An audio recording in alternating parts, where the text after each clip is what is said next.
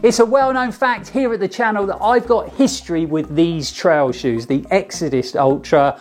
I actually took this pair out the box for the first time when they were brand new, and I ran 80 miles at Endure 24, and I was just blown away by the feel, the fit and the performance of the shoes around that 5k loop. However, when I took the latest version of the Exodus Ultra, the Exodus Ultra 3s out for their first run, they did leave me feeling a little bit underwhelmed. They felt flatter, less responsive, and if I'm honest, a lot less fun to run in. However, since then, I've clocked up just shy of 200 miles on a big mix of different terrain. So let's dive into the video and find out if I'm still disappointed or have they bedded in nicely over time and improved.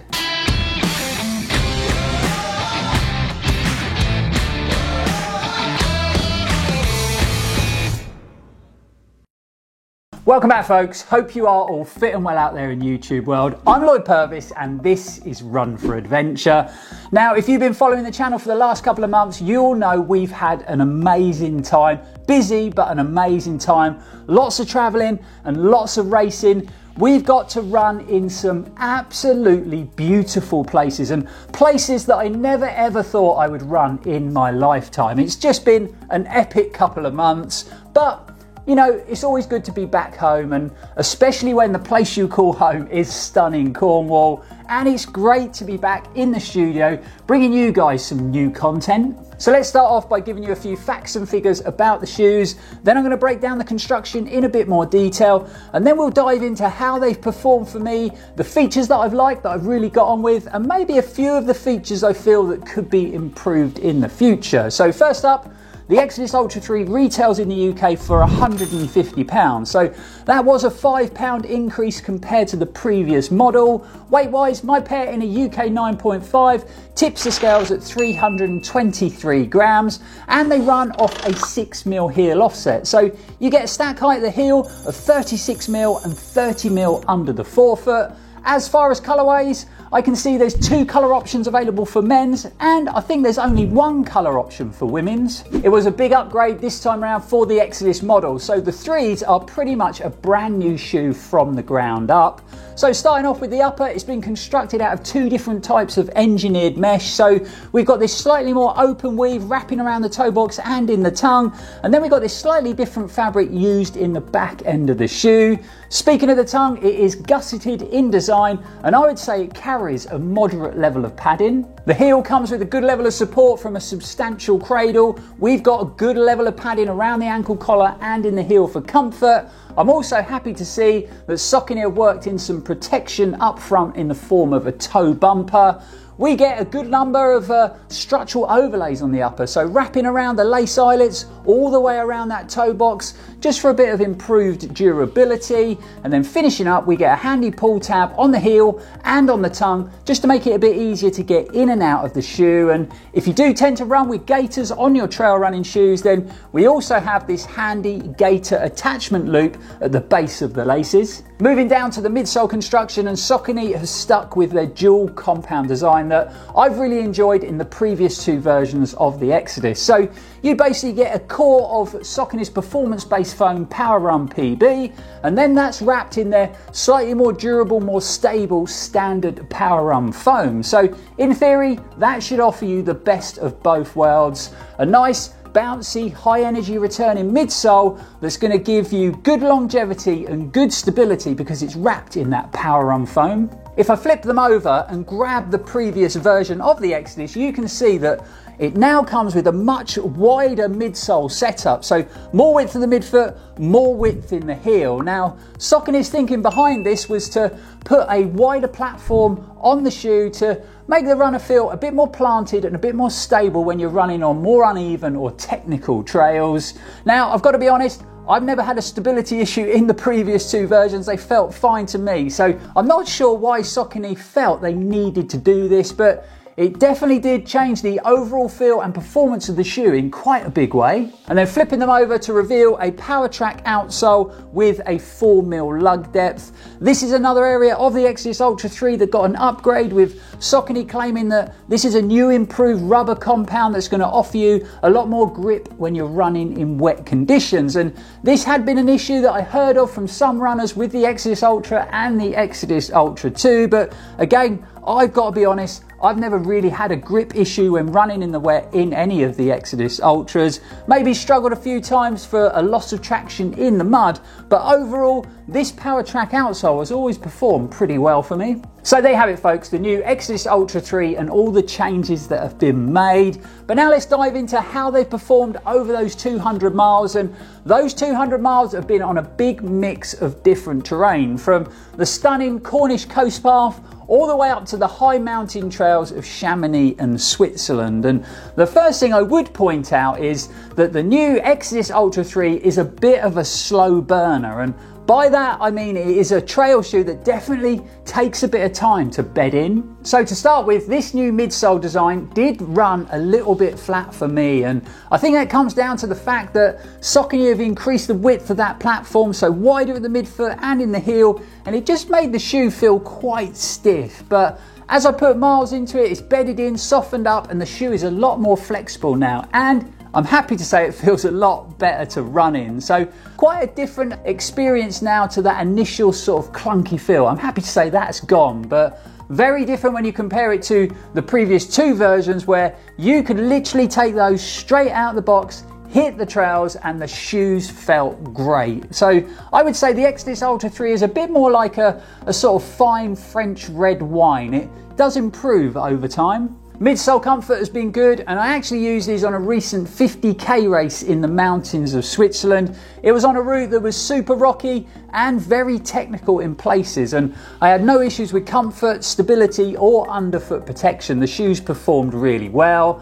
But I do feel that this midsole has lost a bit of that sort of energy return feel that you got from the previous two versions, which I think is a big shame, because I really enjoyed the feel and performance of the midsole on the Exodus Ultra and the Exodus Ultra 2. I think where Saucony have added that width, widened the profile, it just feels a little bit less nimble, a little bit less responsive. I also feel that it's lost a bit of that fun factor. The new upper design has performed well, nice and comfortable, good levels of breathability, and I actually don't think I've had any foot issues while running in these. No hot spots, no blisters, nothing like that. Just the right level of padding in the tongue and around the ankle collar again for me. It gives you good levels of comfort, but it still allows you to get a good lockdown around your foot. And for my foot shape, good width in the toe box, so some nice wiggle room up front. The only slight negative I would say is, I've had to stop on most runs and re-tie these laces, because they do tend to work loose while I'm running. And finally, outsole performance has been nice and consistent. So this 4mm lug pattern has given me good levels of traction when I've been out running on sort of loose, gravelly trails. And in fact, I can't remember having any issues when it comes down to traction. Obviously, you're gonna struggle if you're running the shoes in heavy, muddy conditions. It's not really designed to do that. And then as far as this new improved rubber compound, I would say a big percentage of those 200 miles that I've run have been done in wet UK conditions, and this outsole has felt pretty sticky most of the time. So like I said, traction and grip have been good, and I've got to say it, durability looks good too. So 200 miles down and we've still got a really good lug depth on that shoe. So all in all, performance has been good and it's holding up to the miles well. Right, I think it's time to get some points on the board and it's time to start scoring. And we're going to start with the price first. So with the Exodus Ultra 3 retailing in the UK for £150, I think that's a pretty reasonable price for the shoe.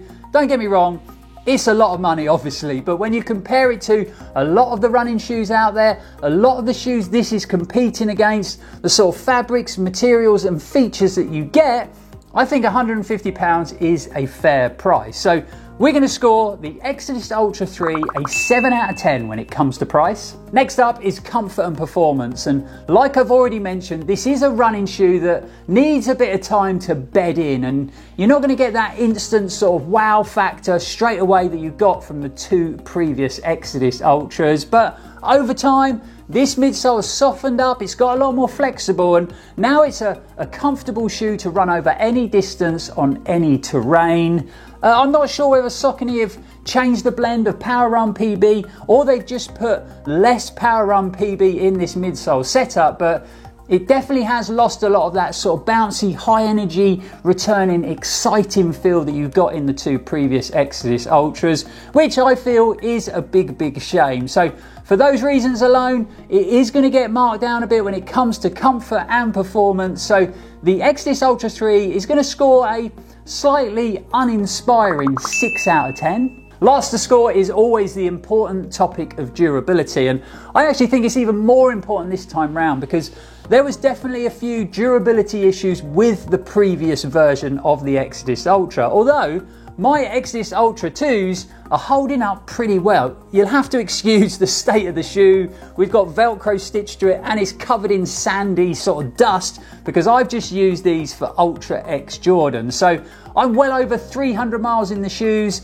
and they're still looking good and going strong. And I'm happy to say the same can be said for these. So they're looking pretty good. So no signs of wear at the flex point on the upper, no overlay peel, no wear inside the heel of the upper. So holding up well to the mileage, and like I mentioned, outsoles in good shape, and a lot of those miles have been done on tough rocky mountain trails which really can beat your shoes up, but not the case with these. So the Exodus Ultra 3 is going to come in with a solid, well put together 8 out of 10 for durability. So if I do some quick maths in my head, got it, the shoes come in with a pretty reasonable 21 out of 30, although I do feel that's the lowest score we've ever scored any of the Exodus models on the channel. As far as the looks go, we don't like to score them, but we definitely like to talk about them here at the channel, and I think this is a pretty good looking pair of running shoes, which hasn't always been the case with the Exodus Ultra. In fact, I think the last two versions were a little bit dad shoe, if I'm honest. So I actually think this is the best looking version to date. So it's going to get a big thumbs up for looks here at Run for Adventure. As far as comparisons, so other trail shoes that are going to offer you a similar feel and performance, I would say the New Balance Hierro V8 isn't a million miles away.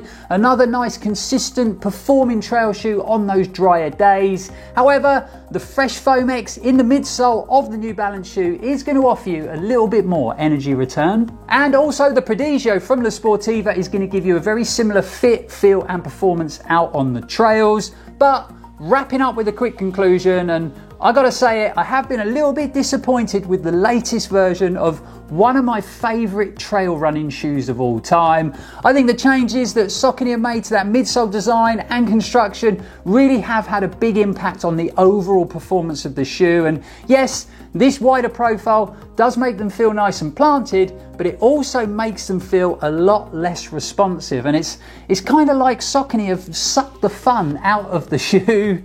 Although, all that aside, it's still a pretty solid performing trail shoe, and you know, if you haven't run in the previous two versions, then I dare say you'd enjoy running in the Exodus Ultra 3. So if you are in the market for a new trail running shoe, then I think it's worth adding these to the list and taking a closer look. And on that note, it brings today's review video to an end. If you've got any extra questions about the Exodus Ultra 3, please feel free to get them in the comments. And it'd also be great to hear from you guys. So if you've clocked up some good miles in these, let us know how the shoes are performing for you. We've got some great content planned over the next couple of months, so stay tuned for that. But if you have enjoyed the video, guys, don't forget to like, comment and subscribe to the channel if you haven't already. Only takes a second to do by clicking on that little red button down there in the corner, and it is completely free, but it really does help the channel out.